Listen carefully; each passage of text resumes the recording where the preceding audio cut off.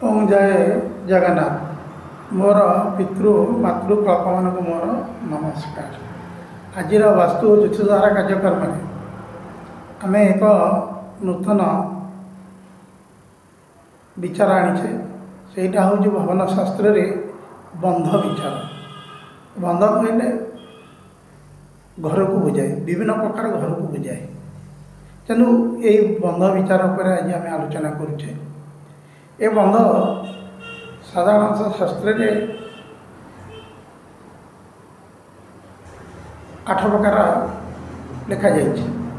कौन कौन लिखाई ना प्रथमटा हूँ जोज बंध, द्वितीयटा हूँ धूम्र बंध, तृतीयटा हूँ सिंह बंध, चतुर्थटा हूँ श्वान बंध, पंचमटा हूँ वृष बंध, षष्ठटा हूँ खर बंध, सप्तमटा हूँ गज बंध, अष्टमटा हूँ दाक्षा बंध।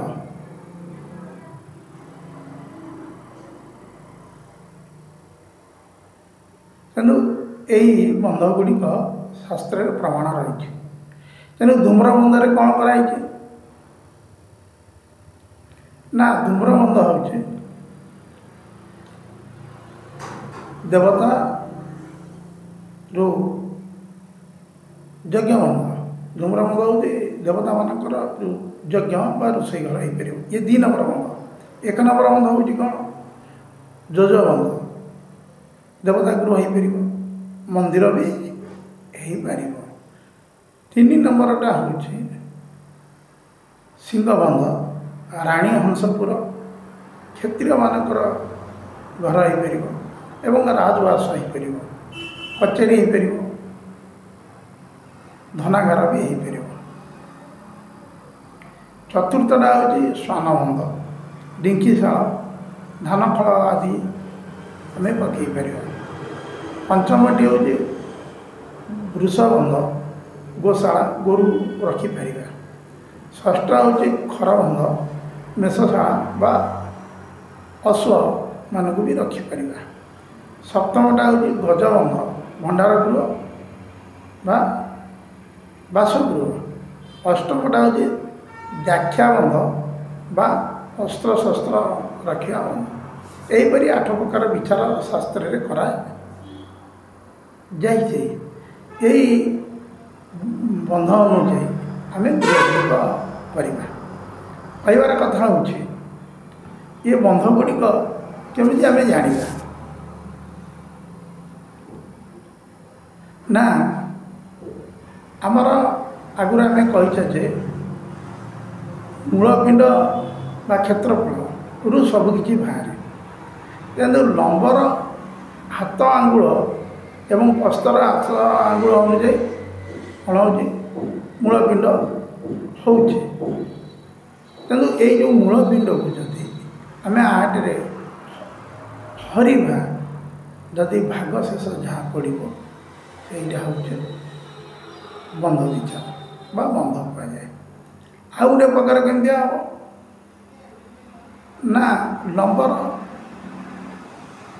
आंगुली जो हाथ आंगुली थाए लंबर से आंगुली की जदि प्रस्तर जो आंगुली थी हाथ सहित आंगुली थी से 2टाक आंगुली की जदि गुणी जदि आँटे हरवा भाग शेष जहाँ पड़ो सहीटा को भी बंध कहुए।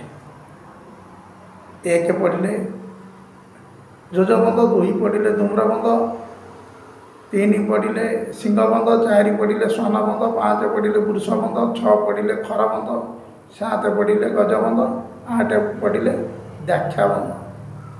तेणु यहीपरि बंध यही बंधरे आम जदि गृह करवा आमर मंगलदायक हम।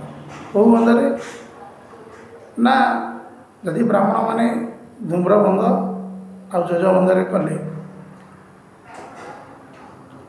भी भल हम। जदि क्षत्रिय माने सिंह बंधरे घर कले भल।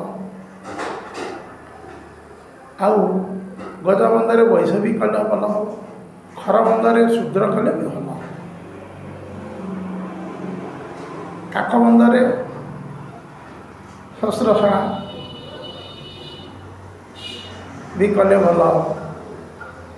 କିନ୍ତୁ ଗଜବନ୍ଧଟି କ'ଣ ହେଉଛି ସମସ୍ତଙ୍କ ପାଇଁକି ଗୋଟେ ପ୍ରଯୁଜ୍ୟ ବନ୍ଧ, ସେଥିରେ ସମସ୍ତେ କରିପାରିବେ ଗଜବନ୍ଧ 7 ନମ୍ବର ବନ୍ଧ ଯାକ। ତେଣୁ ଯଦି ଭାଗଶେଷ ସାନ୍ତ ରହେ ତାହେଲେ ଆମେ ଜାଣିଲେ ସେଇଟା ହେଉଛି ଗଜବନ୍ଧ। 1 ରହିଲେ ଯୋଜବନ୍ଧ ଭାଗଶେଷ ଆମେ ଜାଣିଲେ ଯେ ଦେବତା 2 ରହିଲେ ଧୂମ୍ରବନ୍ଧ ଯଜ୍ଞ ଗୃହ ବୋଲି ଜାଣିଲେ ଭାଗଶେଷ ଗୁଣ। ତେଣୁ ଏଇ ଯେଉଁ ବାସସ୍ଥଳୀ ଆମେ କରିବା, ଆମେ ଆଉ ଗୋଟେ ସୂତ୍ର କହୁଛେ। ସାଧାରଣତଃ ଏଇଗୁଡ଼ିକ ଦେଖିଲେ ଆମକୁ ଆଉ ଖସିବାକୁ ପଡ଼ିବ ନାହିଁ, ଆମେ ଜାଣିବୁ ଯେ ଏଇ ବନ୍ଧ ସେଇଟା କେବଳ ଆମେ କହୁଛେ ଗଜବନ୍ଧ ଉପରେ ବାସଗୃହ ବନ୍ଧ। ଯଦି ଲମ୍ବର ଆଙ୍ଗୁଳ ଆଉ ପ୍ରସ୍ଥ ଆଙ୍ଗୁଳ କେତେ କେତେ ରହିଲେ ସେଇଟା ଗଜବନ୍ଧ ହେଇପାରିବ। ଯଦି 1 ଆଉ 7 ଥିବ, ମାନେ ଲମ୍ବ ଯଦି 1 ଆଙ୍ଗୁଳ ଥିବ, ହାତ ଆଙ୍ଗୁଳ ଯେଉଁ 1 ଥିବ, ପ୍ରସ୍ଥର ଯଦି ହାତର ଆଙ୍ଗୁଳ 7 ଥିବ ସେଇଟା ଗଜବନ୍ଧ ହେବ। ସେମିତି ଲେଉଟି ଗଲେ ବି ଲମ୍ବର ଯଦି 7 ଥିବ, ପ୍ରସ୍ଥର ଯଦି 1 ଥିବ ବି ହେଇପାରିବ। ସେହିପରି 3 ଆଙ୍ଗୁଳ ଆଉ 5 ଆଙ୍ଗୁଳ ହେଇପାରିବ, 5 ଆଉ 3 ଆଙ୍ଗୁଳ ହେଇପାରିବ, 13, 11 ବି ଆଙ୍ଗୁଳ ହେଇପାରିବ, 11 ଆଉ 13 ଆଙ୍ଗୁଳ ହେଇପାରିବ, 19, 13 ଆଙ୍ଗୁଳ ବି ହେଇପାରିବ, 19 ଆଙ୍ଗୁଳ ହେଇପାରିବ ବା 13 ଆଙ୍ଗୁଳ ହେଇପାରିବ, 13 ଆଙ୍ଗୁଳ ହେଇପାରିବ ବା 19 ଆଙ୍ଗୁଳ ହେଇପାରିବ, 23 ଆଙ୍ଗୁଳ ହେଇପାରିବ, 17 ଆଙ୍ଗୁଳ ହେଇପାରିବ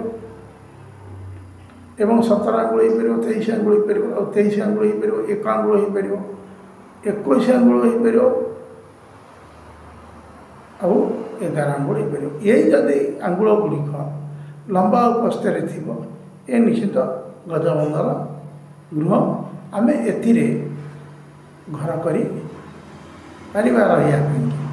ଏ ବନ୍ଧ କର୍ତ୍ତାକୁ ଅତି ଶୁଭ ପ୍ରଦାନ କରିବ ଏବଂ ଯଦି ଅନ୍ୟ ବନ୍ଧରେ କରିବା ତାହେଲେ ଆମର କ୍ଷତିକାରକ ଏବଂ ସେରା ବାସଯୋଗ୍ୟ ଗୃହ ହେବ ନାହିଁ। ଯଦି ଆମେ ମାନେ ବୈଶ ଯଦି ଗଜବନ୍ଧରେ କଲା ଭଲ ହେବ, ଯଦି ଖରବନ୍ଧରେ ଶୂଦ୍ର ବି କଲେ ଭଲ ହେବ, ଯଦି ବ୍ରାହ୍ମଣ ମାନେ ଧୂମ୍ର ବନ୍ଧ ବା ଯୋଜବନ୍ଧରେ ବି ଘର କଲେ ବି ଭଲ ହେବ। କିନ୍ତୁ ଏଗୁଡ଼ିକ ଜାତିଭିତ୍ତିକ, କିନ୍ତୁ ହଦ ମାନେ ଜେନେରାଲି ଯାହାକୁ ତୁମେ ସାଧାରଣତଃ ଗଜବନ୍ଧରେ କଲେ ସମସ୍ତ ପାଇଁକି ପ୍ରଯୁଜ୍ୟ ବୋଲି ଆମେ ସାଧାରଣତଃ ଧରୁଛେ। ତେଣୁ ଏଇ ଗୃହ ଗୁଡ଼ିକ ଆମ ପାଇଁକି ମୋଟାମୋଟି ଗଜବନ୍ଧଟି ଭଲ, ତେଣୁ ଅନ୍ୟ ଗୃହ ଗୁଡ଼ିକ ଅନ୍ୟ ପାଇଁକି ଭଲ। ତେଣୁ ଏଇଗୁଡ଼ିକ ଅନୁଯାୟୀ ଆମେ ଘର କରିବା ଭଲ ଏବଂ ଏ ବନ୍ଧ ଗୁଡ଼ିକ ଆମ ପାଇଁକି ଯୋଗ୍ୟ ଆଉ ବିବେଚିତ। ତେଣୁ ଆଜି ଆମେ ଆମର এই ବାସ୍ତୁ ଉଦ୍ଦେଶ୍ୟ ଦ୍ୱାରା କାର୍ଯ୍ୟକ୍ରମରେ ବନ୍ଧ ଉପରେ ବିଚାର କଲେ। ଏ ବନ୍ଧ ହେଉଛି ମହତ ଘରର, ଆର ବିଚାର ହେଉଛି ବହୁ ପ୍ରାଧାନ୍ୟ ଦିଆଯାଇଛି। ସାଧାରଣତଃ ଆମ ଗାଉଁଲି ଭାଷାରେ କୁହାଯାଏ, ତୁ କେଉଁ ବନ୍ଧରେ ଘର କରିଛୁ କି, ତୋ ବନ୍ଧଟା ଠିକ୍ ନାହିଁ କି। କିନ୍ତୁ ଆମେ ଏଇ ବନ୍ଧ ବିଚାରଟିକି କରିକି ଯଦି ଘର କରିବା ଆମ ପାଇଁକି ଭଲ ହେବ। କିନ୍ତୁ ଆଜି ଆମେ ବାସ୍ତୁ ଧାରା କାର୍ଯ୍ୟକ୍ରମରେ ବନ୍ଧ ବିଚାର କଲେ। ଆଗାମୀ ଅଧ୍ୟାୟକୁ ଆଉ ଗୋଟିଏ ନୂତନ ଅଧ୍ୟାୟ ଆଣିବା।